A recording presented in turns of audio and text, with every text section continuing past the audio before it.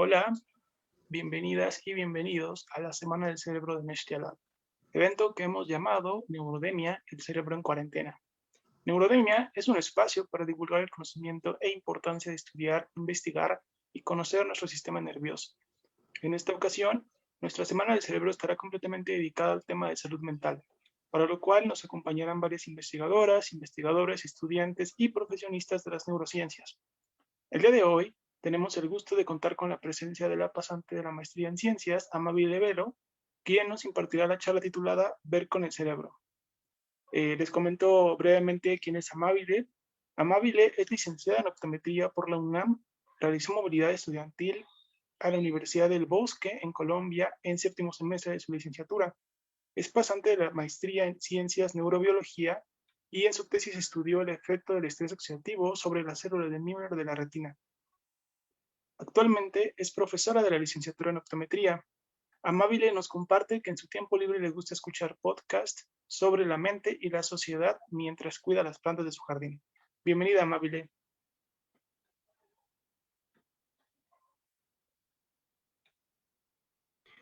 Hola, muchas gracias por la presentación y gracias eh, por invitarme, ¿no? Por brindarme este espacio para platicar un poquito acerca de la visión y de cómo se relaciona con el cerebro. Gracias, Amabile. Le recordamos a nuestros seguidores que pueden ir dejando sus comentarios o dudas en la bandeja de preguntas aquí en Zoom o en la bandeja de comentarios del Facebook Live. Al finalizar la charla, nuestra invitada podrá responderlas. Adelante, Amabile, el espacio es todo tuyo. Gracias. Voy a ir presentando, creo que ahí se ve. Y voy a apagar mi cámara porque mi internet está un poquito lento. Muy bien. Vamos a platicar hoy acerca de cómo es que vemos, ¿no? Titulé la charla del día de hoy como ver con el cerebro.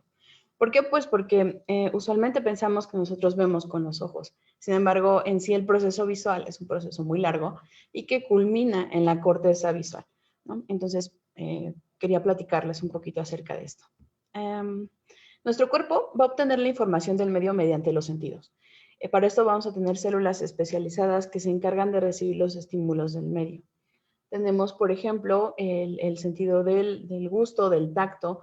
Podemos saber cuando hace frío, cuando hay calor. Esto nos ayuda a obtener información del medio, si es necesario abrigarnos, si se nos antoja algo frío. O sea, nos va a ir como que ayudando a tener información del medio y conforme a esa información, aprender y poder interactuar con él.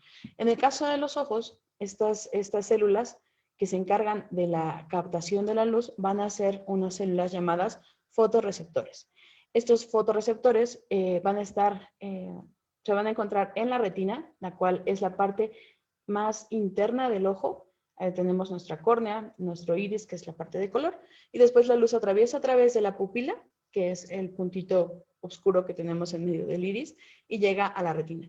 En la retina estas células, los fotorreceptores, se van a encargar de captar la luz, captar los fotones. Vamos a tener básicamente dos tipos de fotorreceptores. Unos, que son los bastones, que se van a encargar de la captación de la luz cuando estamos en penumbra. Se activan con muy poquita luz. Son esas células que nos permiten ver de noche. Con poquita luz nosotros podemos, si bien no vemos tan bien como en el día, no tenemos una visión perfecta, podemos esquivar obstáculos, saltarnos la mesa, una silla si se nos atraviesa, un bulto de ropa, algo así, nos podemos como que mover sin mucha luz. Eso es gracias a los bastones, los cuales no necesitan tanto estímulo para activarse. Y los conos, esos sí necesitan mucho más estímulo y son los encargados de la visión fina. Se van a encontrar sobre todo en la región central de la retina, con la que vemos al centro. Se encargan de la captación de los colores y van a ser responsables de la luz, de la captación de la luz y la formación de imágenes finas. ¿Ok? Los ojos no va a ser el órgano con el que vemos. ¿Ok? Son solamente órganos que captan la luz. Estos fotorreceptores captan los fotones que transforman en señales luminosas, en impulsos eléctricos que viajan a través del nervio óptico a la corteza visual. O sea, de mi ojo, su nervio óptico, esta información tiene que llegar aquí, al lóbulo occipital, en donde se encuentra la corteza visual. Pero ¿cómo viaja esta información? Ya que los fotorreceptores transformaron las señales luminosas en impulsos eléctricos, la información va a pasar a otras células que están igual en la retina, adentro de nuestro ojo, que se llaman células bipolares. La función de estas células es solamente formar como un puente y conectarse con las siguientes células, que son las ganglionares. Estas células ganglionares, sus axones, van a formarnos el nervio óptico. Estas células ganglionares se van a distinguir en dos tipos. Unas son las magnocelulares, ¿ok? Son el 5% del total de las ganglionares y se van a encargar del movimiento, la respuesta rápida y la profundidad. ¿Ok? Esto no hay que olvidarlo porque lo vamos a retomar más adelante en la charla. Y después tenemos otras que se llaman parvocelulares o línea parvocelular. Estas células son la mayoría, son el 90%, y se encargan de dar el detalle, de dar forma y color. Y tienen una respuesta más prolongada. Tardan un poco más en llegar la información, pues es una información más compleja que el del sistema magno. Entonces, cuando sale esta información, la información en forma de luz que llega a nuestros fotorreceptores es transformada en impulsos eléctricos que van a viajar diferenciadas, una en movimiento y la otra en forma y color, a través del nervio óptico. Ya que estas fibras, los axones de las ganglionares, salen del ojo, aquí en esta parte trasera, como un nervio óptico, como un nervio, van a seguir viajando adentro de nuestro cráneo. Van a hacer un viaje por dentro de nuestra cabeza, ¿ok? Van a viajar esta vía, este viaje que hace nuestra información, se llama vía visual. Y va a tener muchas relaciones anatómicas con otras partes del cerebro. ¿Okay? La vía visual va a tener relación con estructuras, por ejemplo, el quiasma óptico, ¿no? Ya una vez que el nervio óptico sale del globo ocular, va a llegar a esta parte que se llama quiasma. Y en el quiasma va a suceder un entrecruzamiento de la información. La mitad de la información del ojo derecho va a pasar a la izquierda y la mitad de la información que viaja en el ojo izquierdo pasa al lado derecho. Eso se da aquí en el quiasma. El quiasma tiene una relación muy cercana con la hipófisis. Se encuentra por encima de la hipófisis. Hasta abajo de la hipófisis, arriba pasa el quiasma. Si algo le llega a pasar a la hipófisis, que lo más común que llega a afectar al quiasma es un tumor hipofisiario, la hipófisis va a crecer en tamaño y va a tocar al quiasma óptico.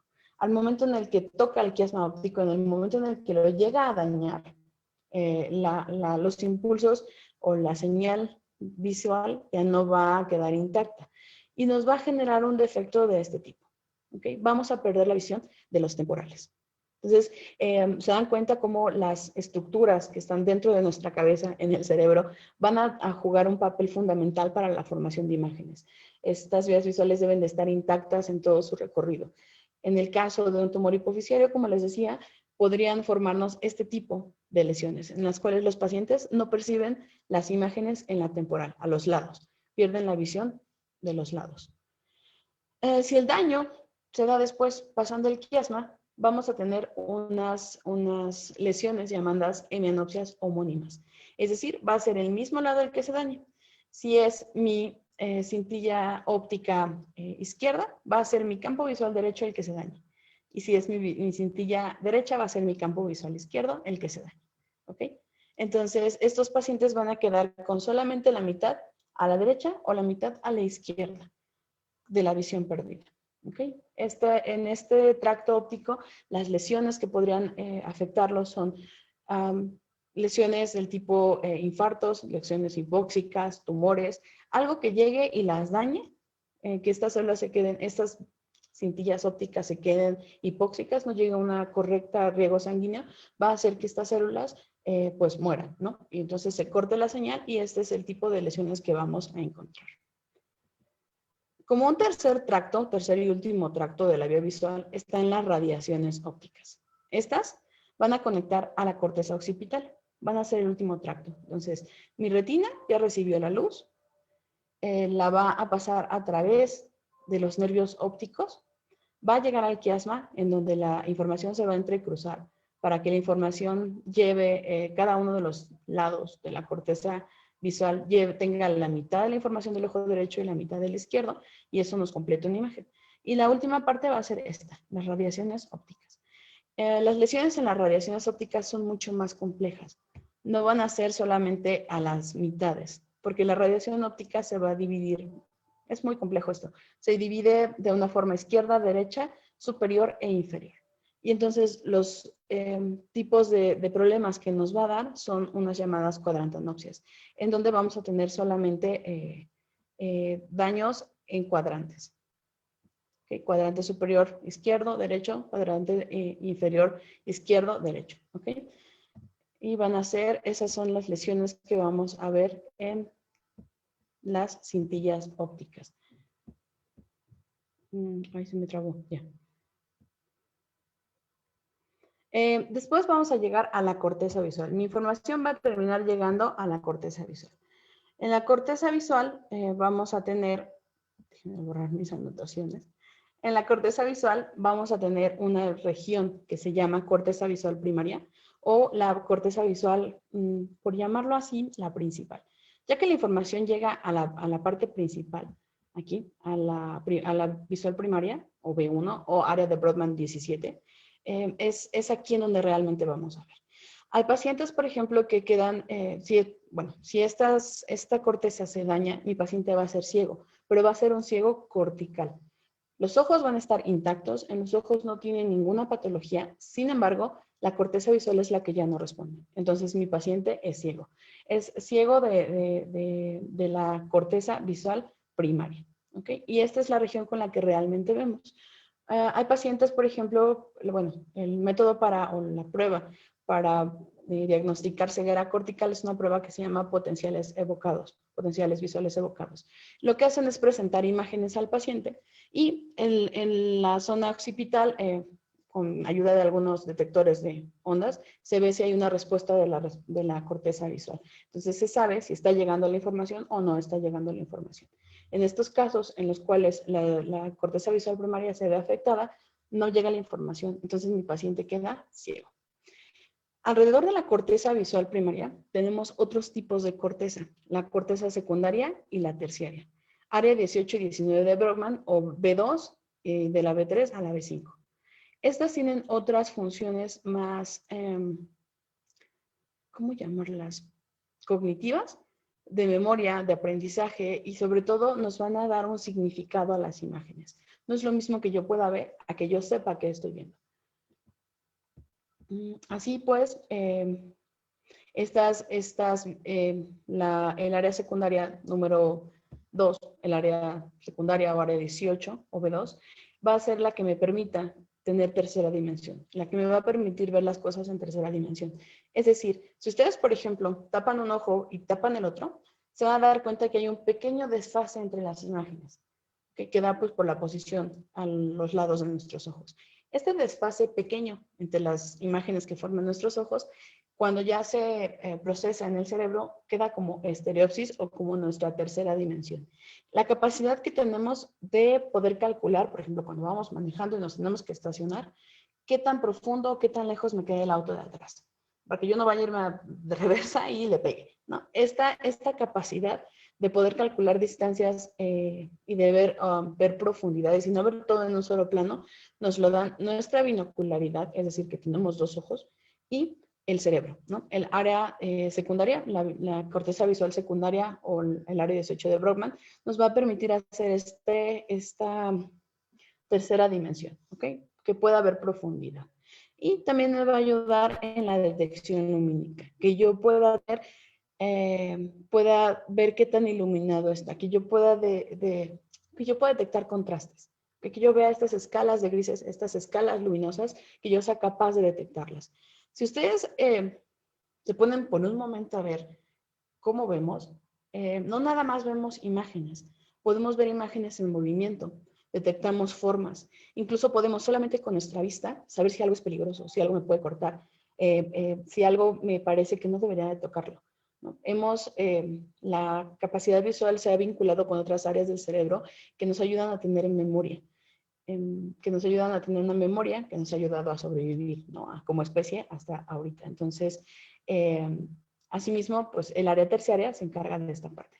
La terciaria o área 19 de Brodmann nos va a ayudar a que los estímulos visuales se vinculen con las memorias.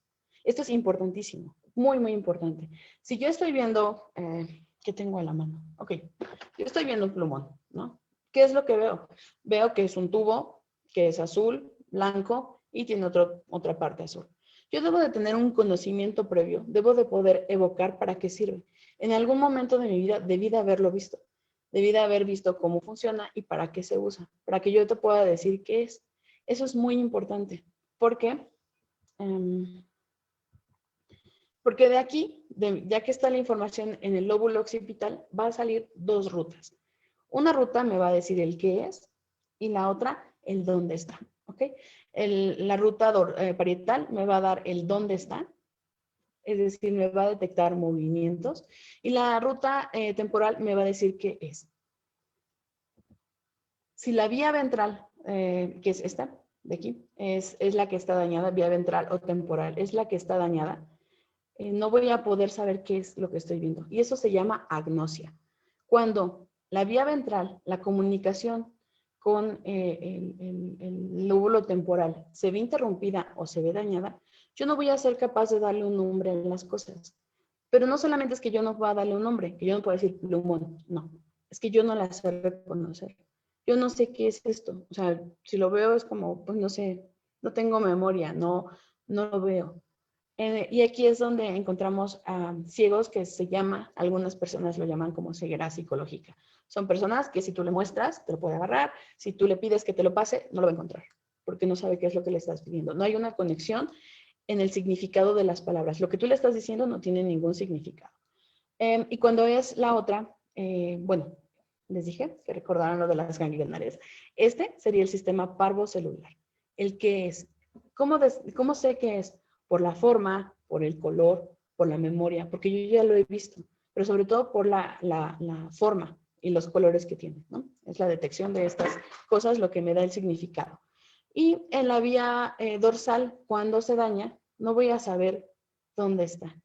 Esta vía dorsal tiene mucho, si buscan vía dorsal y buscan trabajos que se han estado haciendo sobre ella, es súper interesante.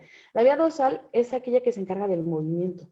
Y hay pacientes que son ciegos corticales, sin embargo, hay información que aún está llegando por vía dorsal hacia el lóbulo parietal.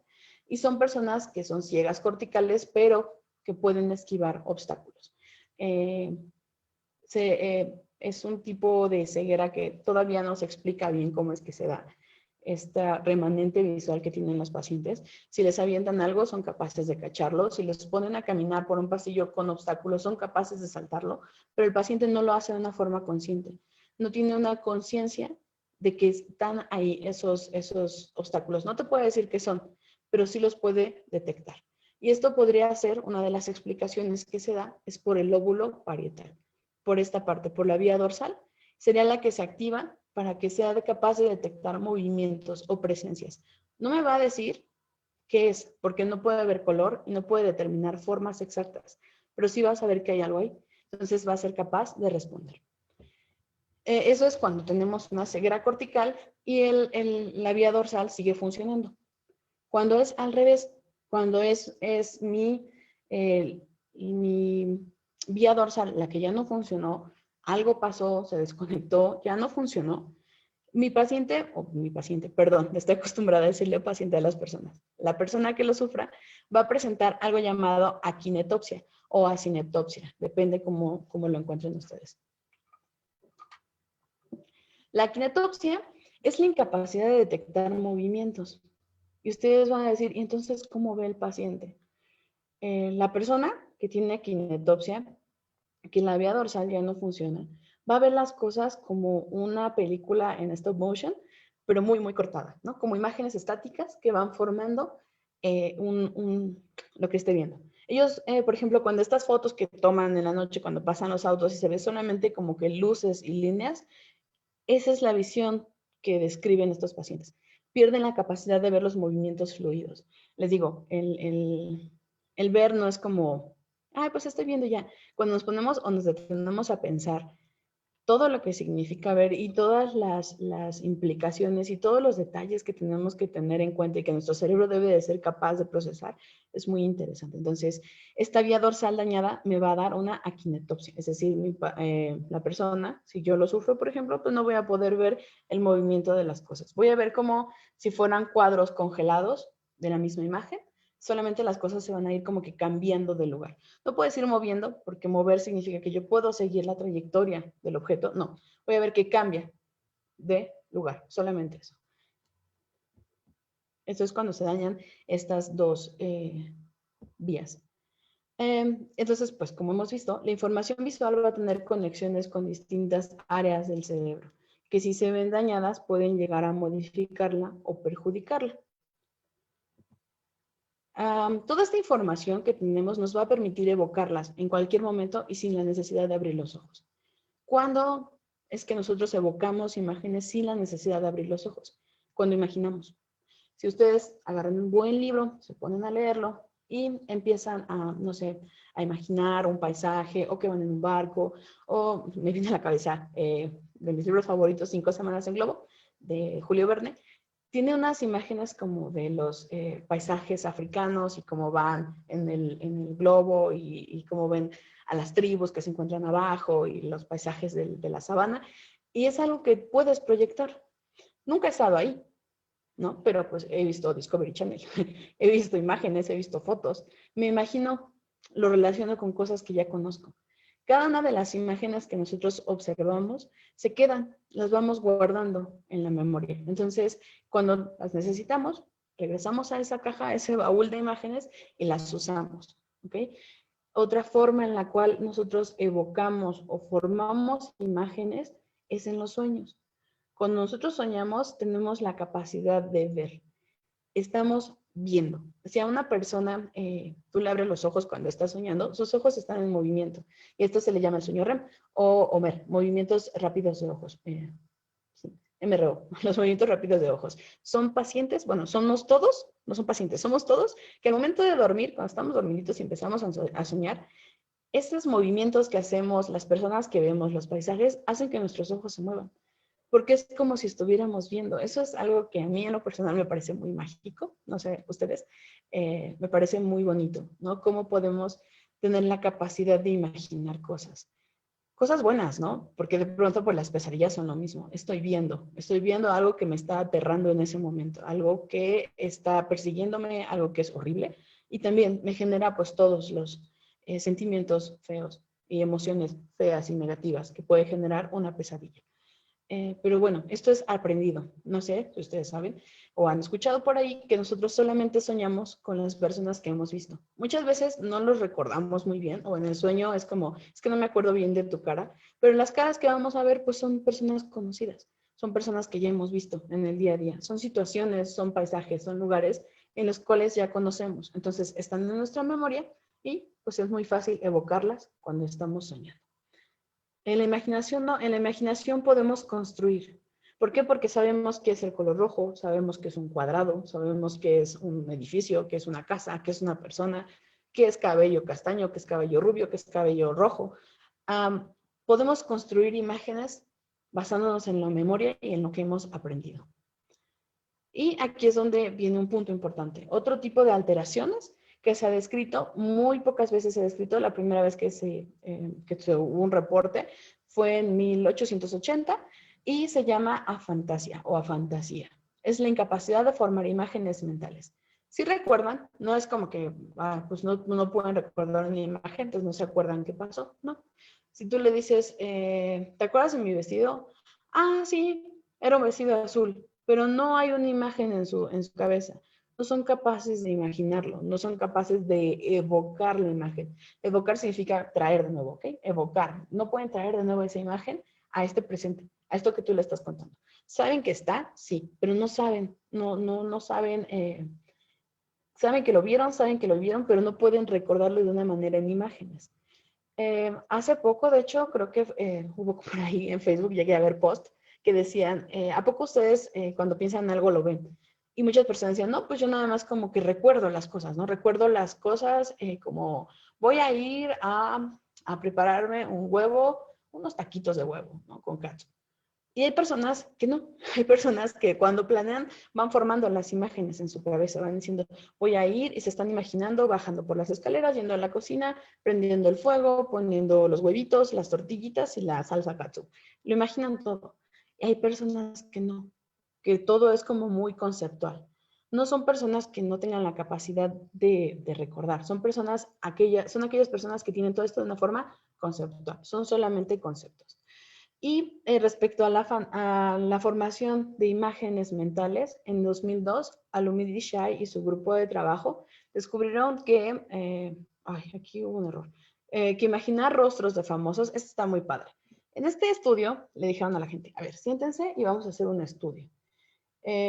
Imagínense a Brad Pitt, imagínate a Shawn Mendes, imagínate a Britney Spears, imagínate gente, ¿no? ¿Dónde se están formando esas imágenes? ¿Cómo sabes que es esa persona? ¿Cómo es que la estás visualizando en tu cabeza? O imagínate a tu crush.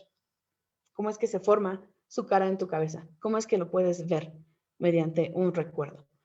Entonces ellos vieron que se activaba la corteza occipital, tal y como si estuvieras viendo. Tu corteza visual, tu corteza occipital se activa cuando estás imaginando un rostro, cuando estás recordando a alguien que ya viste o algo que ya viste, tu corteza occipital se vuelve a encender, como si estuvieras viendo.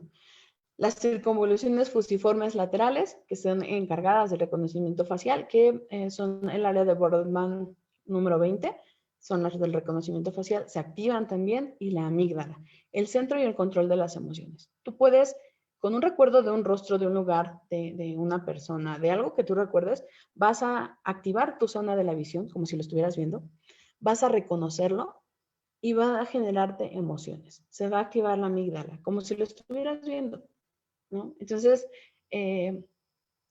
la función de la visión es tan importante, es muy, muy importante. Y está conectada con un montón de cosas. El aprendizaje, el poder reconocer cosas, el imaginar, el tener creatividad, imaginación, los sueños. Y esta parte, ¿no? De poder recordar algo que me gusta, algo que me disgusta, ¿no? Saber todas estas cosas es como, a mí me parece muy bonito. Y esta es como la incapacidad de ver cosas mentalmente. Y hay otras que son las alucinaciones visuales. Y son defectos en los cuales creo ver cosas que no están. ¿Ok? Y eso es un poquito más... depende. Todos alucinamos. Todos alucinamos. ¿Cuántas veces no has creído que pasó algo o que pasó a alguien? ¿No? Hay puntos, hay partes que de repente en tu sistema visual se activan sin que en realidad haya habido algo que las active, ¿no? Y casi siempre son en los laterales, muy, muy periférica, en donde la visión no es tan fina como en el centro. ¿Cuántas experiencias paranormales conocen de gente que ve cosas de frente? Es que se me apareció de frente. No, siempre es como que lo vi pasar, pasó por el rabillo del ojo, apenas se lo alcancé a ver, cuando volteé a verlo ya no estaba. Son como pequeños fallos ahí en nuestra vía visual. Nuestro cuerpo se ha ido perfeccionando con la evolución, pero no somos totalmente perfectos ni infalibles. Entonces, estas cosas pueden llegar a pasar. Sin embargo, hay otro tipo de alucinaciones que son más fuertes, ¿no? Alucinaciones en las cuales son complejas. Ven animales, ven personas, recuerdan hechos como si los estuvieran viviendo. Son un poquito, o bueno, son bastante más complejas y afligen más a las personas que las sufren. Entre los orígenes que pueden tener son tumores cerebrales, crisis convulsivas, estados inducidos por drogas, enfermedades cerebrovasculares, infecciosas, inmunológicas y degenerativas. Tal vez tenemos la imagen de las alucinaciones más como por personas que sufren alguna enfermedad mental. Por ejemplo, la esquizofrenia. Las personas que sufren esquizofrenia tienen alucinaciones visuales y auditivas, y también por los efectos de algunos tipos de drogas, ¿no? Que también llevan a las alucinaciones. Las alucinaciones que duran segundos, minutos, estas que les digo que son como muy cortitas, como, ay, es que creí que pasó, es que creo que lo vi. Este tipo de alucinaciones van a durar segundos y minutos. No se van a acompañar de ningún otro síntoma. No estás enfermo de nada. No es que te estés volviendo loco. Simplemente es como que, ay, creo que vi. Es que creo que todo el tiempo está pasando. Todo el tiempo estamos vivos. Entonces, de pronto, pues hay como intercambios en la información de nuestras células. Y eso va a generar de repente chispazos de luz, sombras, sensación de que algo se mueve. Eso es totalmente normal. Y su origen va a ser por actividades transitorias de la corteza visual, ¿ok? Y eso va a ser todo, o de la vía visual en general. Algo, en algún punto de esta vía visual que es tan larga y que atraviesa por tantos procesos, se activa y me hace ver algo. Eso es todo, es muy rápido y no tiene ninguna otra implicación sistémica o patológica. Es algo normal.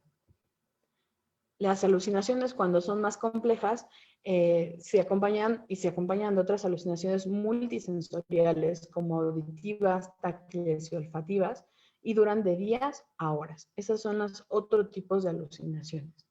Y en este caso, la patología radicará en el tronco cerebral y el sistema colinérgico. Por ejemplo, los pacientes que tienen una Parkinson de larga evolución, conforme avanza el Parkinson, empiezan a tener alucinaciones. Es algo normal, ahí está, tiene mucho que ver con el sistema colinérgico, entonces son pacientes que terminan teniendo alucinaciones ya en las etapas más avanzadas de la enfermedad. Es muy complicado como que explicar cada una de las clasificaciones de los trastornos alucinatorios que existen. Solamente, bueno, mencionar que existen, que pueden dividirse a grandes rasgos en dos. Uno son las alucinaciones que duran unos segundos o minutos, que son muy rápidas y que no se acompañan de nada más y que todos las tenemos, normales. Y las otras son esas alucinaciones complejas, que cuando son, por ejemplo, producidas por algo externo, una intoxicación, una fiebre,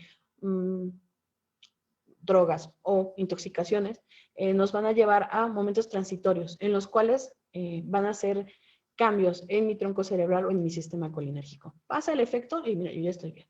Hay otras como enfermedades como esquizofrenia y Parkinson que tienen raíces diferentes las alucinaciones, pero que son alucinaciones complejas, alucinaciones que conllevan otro tipo de alucinaciones auditivas, perceptivas, olfativas, táctiles, sienten que los tocan, creen que están oliendo algo, sienten que se pudrió algo, sienten que está mal en la casa y lo andan buscando, tienen como otro tipo de alucinaciones y esas ya son causadas por patologías.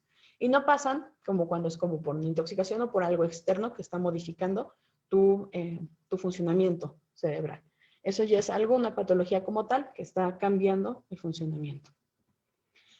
Hay algo, bueno, dentro de las alucinaciones, hay algo que se llama síndrome de Charles-Bonnet.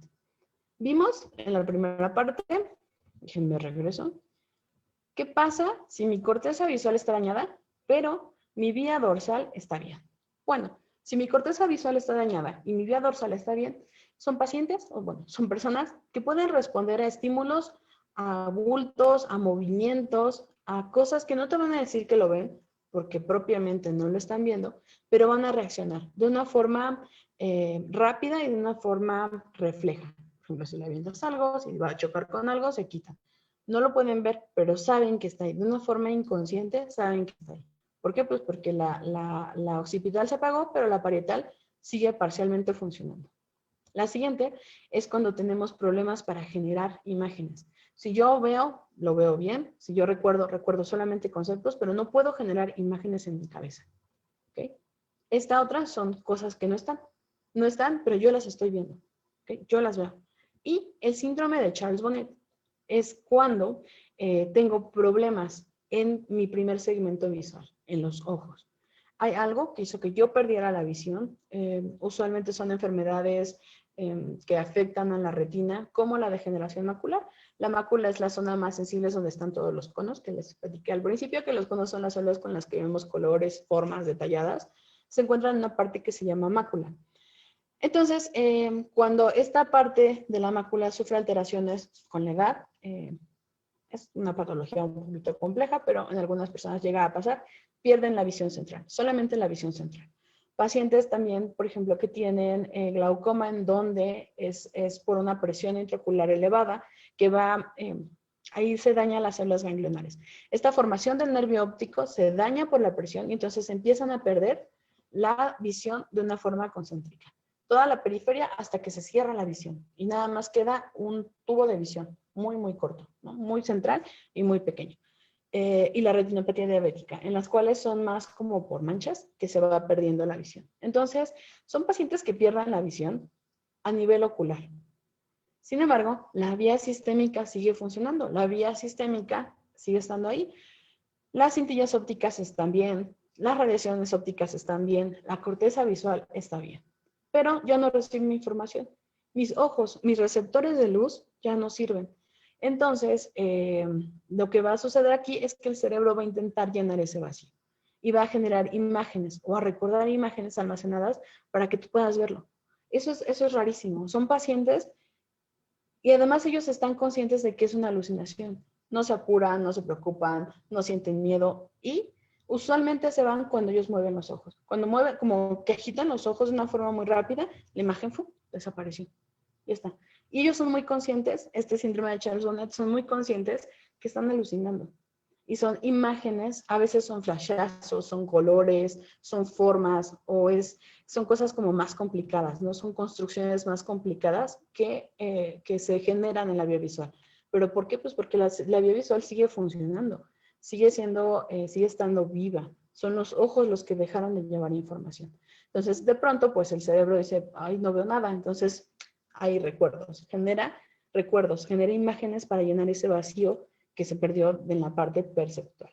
Entonces, estos pacientes son muy, muy, muy conscientes, incluso cuando ya lo llegan a entender, no lo sufren tanto, son conscientes de que tienen estas alucinaciones y se van moviendo los ojos rápido. Como que le dan así un zape a su sistema visual y dicen, ponte bien, y ya otra vez se vuelven a ver. Y adiós a la alucinación. Entonces, si nos damos cuenta, la visión es una parte compleja, es muy compleja, muy complejo el sistema visual. Yo soy de formación optometrista y nosotros nos encargamos de lo visual, ¿no? Nos encargamos de los ojos, detectamos enfermedades de la retina, mandamos lentes de contacto, hacemos terapia visual, hacemos un montón de cosas que tienen que ver con la visión. Sin embargo, no hay tanto, no se ve tanto esta parte como perceptual, ¿no? Creo que de esta parte perceptual, de investigar qué otras áreas se relacionan y demás, están más habituados las personas que se dedican a las neurociencias, los psicólogos. Entonces, creo que la visión deberíamos de trabajarla de una forma multidisciplinaria para entenderla totalmente, ¿no? Para entender qué áreas están conectadas, para entender bajo qué condiciones se activan qué áreas y qué efectos visuales podría tener. O mi visión, a qué efectos en mi sistema pueden llevarme. Yo puedo ver hay personas que tienen real ataque de pánico si se dan cuenta de que hay una cucaracha en donde ellos están, o una rata, ¿no? Y se activan todas sus emociones, ¿no? La amígdala se ve totalmente desbordada, saben que hay un peligro y les da ansiedad. ¿Por qué? Pues porque están frente a algo que les da una fobia. ¿Por qué? Porque lo están registrando con la mirada. Entonces, quiere decir que hay algo que está conectado de nuestros ojos a la amígdala, ¿ok? Yo soy capaz de evocar imágenes. Quiere decir que eso que yo ya vi se guardó en algún punto, en la cajita de la memoria, se guardó y yo lo puedo volver a sacar para volverlo a ver. Entonces, el sentido de la visión es muy amplio, es muy grande. Voy a aprovechar este espacio para decirles que tienen que cuidarlo. Háganse sus chequeos. Si tienen más de 40 años, hagan sus chequeos porque, bueno, son recomendables para descartar patologías como el glaucoma. Si tienen diabetes, cuiden mucho su visión, que es una de las complicaciones habituales, la retinopatía diabética, y que puede llevarlos a perder la vista. Y ante cualquier cambio en su visión, que vean chueco, que vean raro, que ya no veo de este lado, ya no veo arriba, ya no veo abajo, algo que en su campo visual, el campo visual es este paisaje que vemos, esta totalidad de visión que tenemos, algo cambia, vayan a consulta. No se queden como, ay, se me va a pasar. No, siempre que vean alguna alteración en sus ojos, vayan a consulta. Porque puede ser algo muy simple o, como ya vimos, puede ser algo de más adentro, algo de adentro del cráneo, porque está muy, muy íntimamente relacionado con otras partes del cerebro. Y pues eso sería todo, solamente que no sé si tengo la última. Así, ahí está. Pues gracias, mi nombre es Amabile Velo. Cualquier duda, pregunta que tengan, este es mi correo electrónico. La tipografía está un poquito rara, es amabilevelo@gmail.com, por cualquier duda que tengan. Y bueno, eso sería todo por mi parte.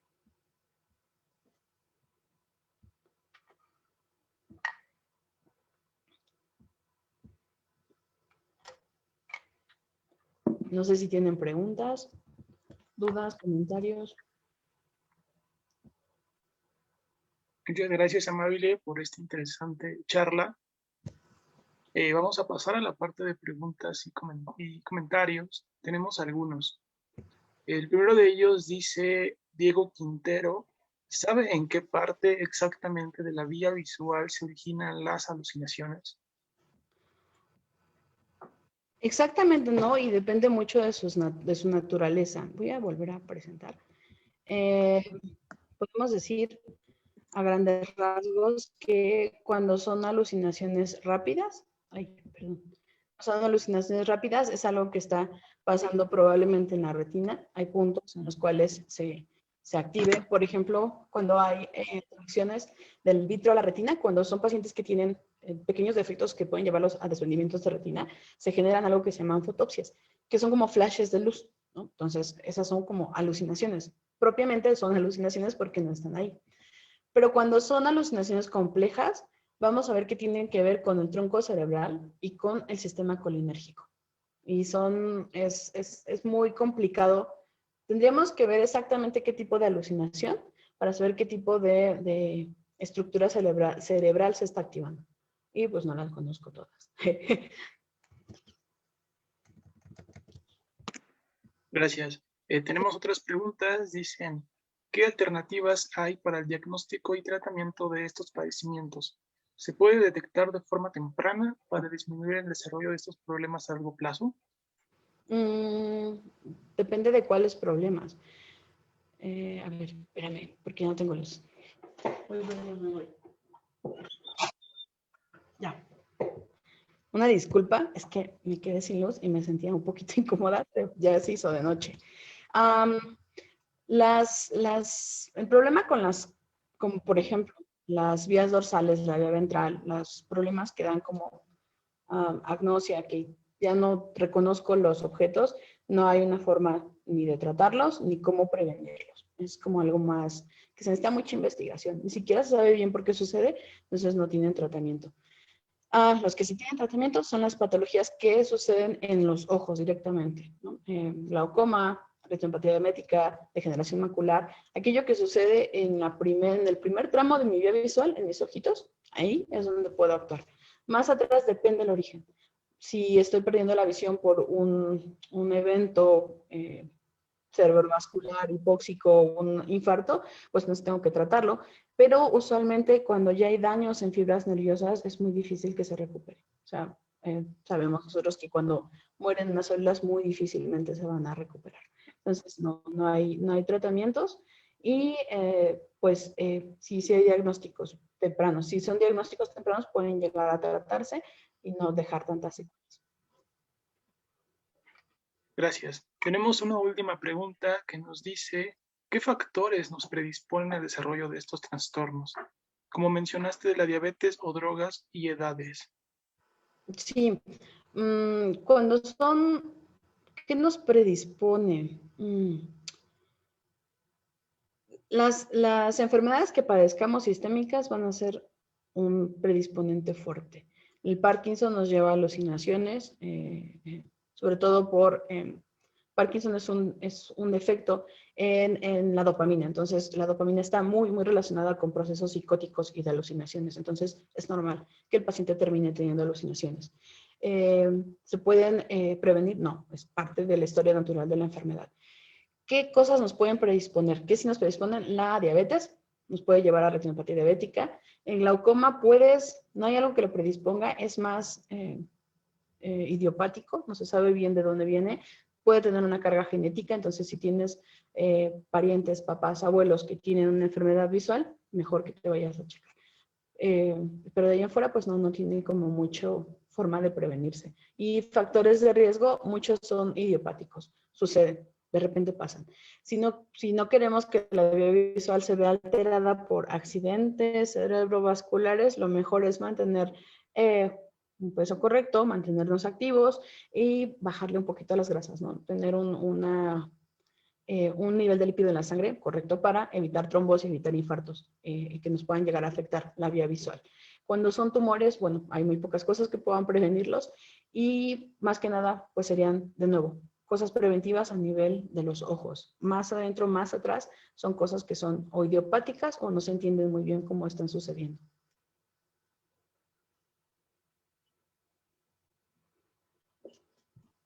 Ok, nos dicen, wow, entonces por eso la importancia de las investigaciones en las neurociencias. Muchas gracias por mostrar todo esto. Fue muy interesante, excelente charla. Gracias. Para finalizar, te damos las gracias de nuevo, Amabile, y Gracias. si pudieras compartirnos de nuevo tus redes sociales o tu correo en el cual pueden contactarte por alguna duda. Es amabilevelo@gmail.com. Lo checo diario. De hecho, lo tengo con mi celular. Me llegan ahí los mensajes. Redes sociales tengo, pero son más personales. Entonces, no, no es como apta para todo el mundo. Y en sí, pues no comparto tampoco como nada. Si quieren saber, si tienen dudas, si quieren como que, no sé, material divulgativo, material informativo o algo que quieran que comparta, pues en este correo me escriben. Seguramente en 1 o 2 días o ese mismo día les contesto. De acuerdo, muchas gracias, Amabile. Y Sí, a nombre de todas y todos los que conformamos Nestia Lab, te agradecemos por brindarnos tu tiempo para unirte a esta iniciativa de Nestia Lab para celebrar la Semana del Cerebro 2021. Muchas gracias, Amabile. no, Y pues gracias. les invitamos a seguir sintonizando Neurodemia, el cerebro en cuarentena, y a participar en las convocatorias y concursos que tenemos, El cerebro para todas y todos y Neurociencias en un minuto. También les recordamos que este mismo día es nuestra última etapa de la Semana del Cerebro y tendremos una charla a continuación que se llama La Tristeza, Manual de Usuario, y más en la noche tendremos el serie debate de WandaVision. Recuerden que nosotros somos Nestia Lab, divulgadoras y divulgadores de la ciencia. Hasta pronto. Gracias. Bye, gracias.